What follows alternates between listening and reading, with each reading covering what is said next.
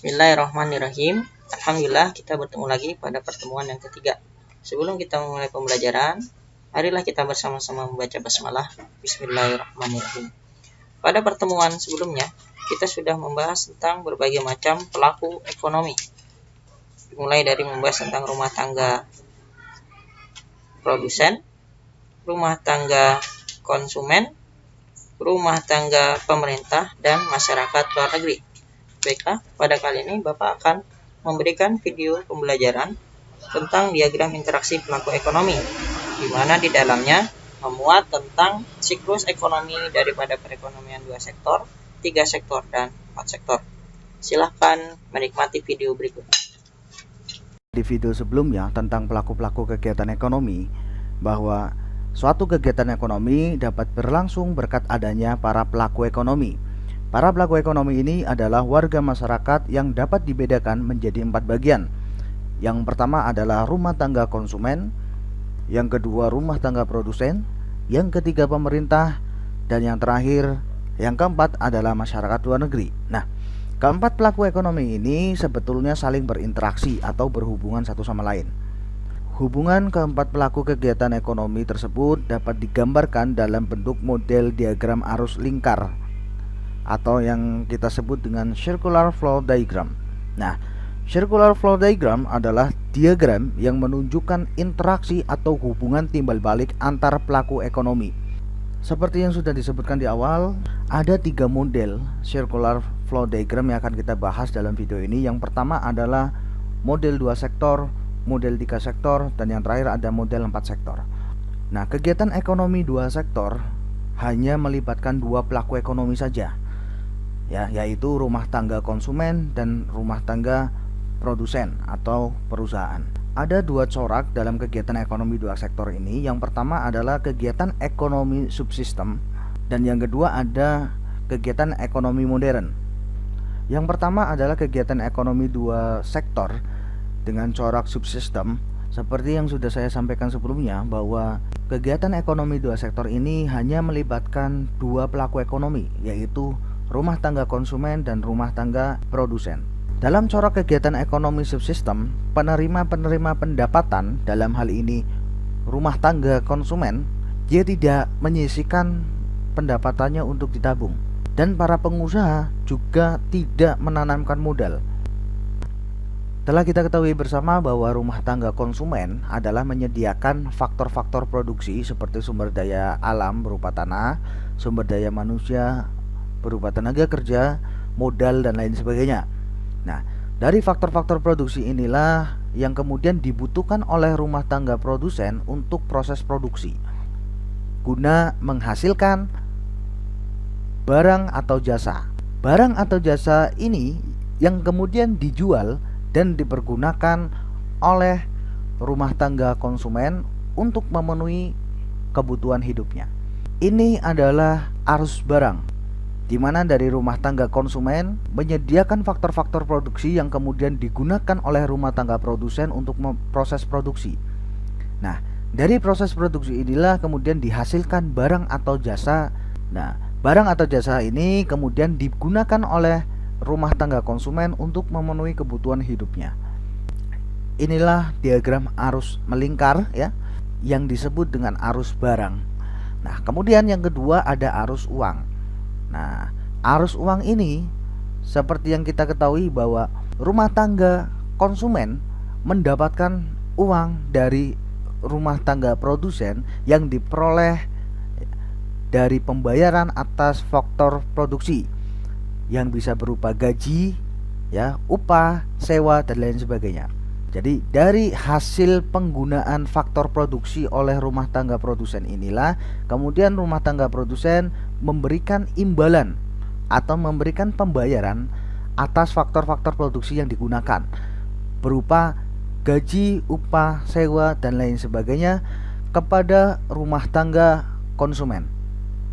Setelah menerima uang dari rumah tangga produsen, kemudian rumah tangga konsumen menggunakannya untuk memenuhi kebutuhan hidupnya sehari-hari dengan membeli barang atau jasa yang dihasilkan oleh rumah tangga produsen.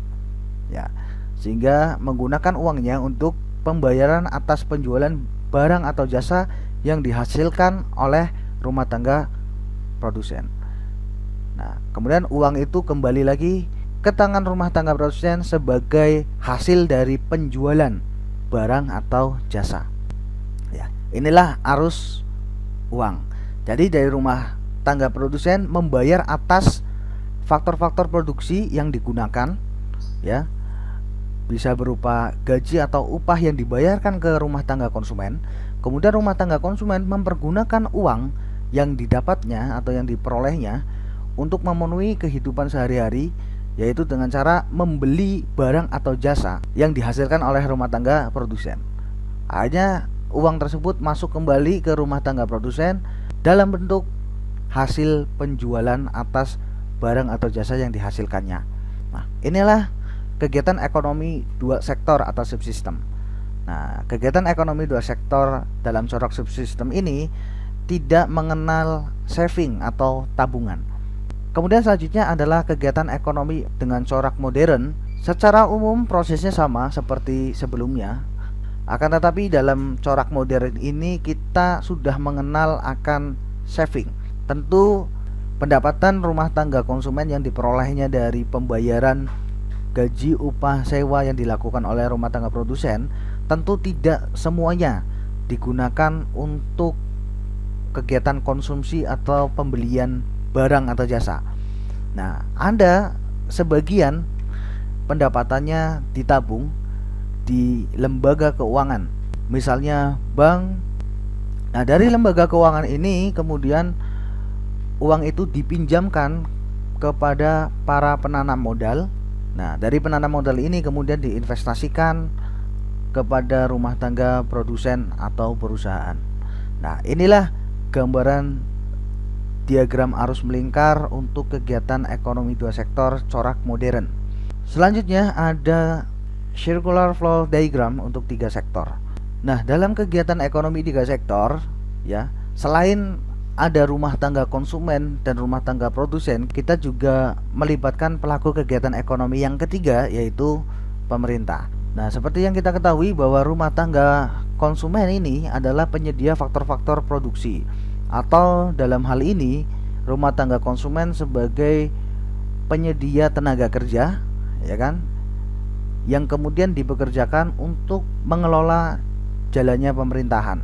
Begitu juga dengan rumah tangga produsen, ya, rumah tangga produsen menghasilkan barang atau jasa yang kemudian digunakan juga untuk mengelola kegiatan pemerintahan. Kemudian rumah tangga konsumen juga membayarkan pajak, ya, bisa berupa pajak penghasilan maupun pajak atas bumi dan bangunan atau tanah, ya, kepada pemerintah.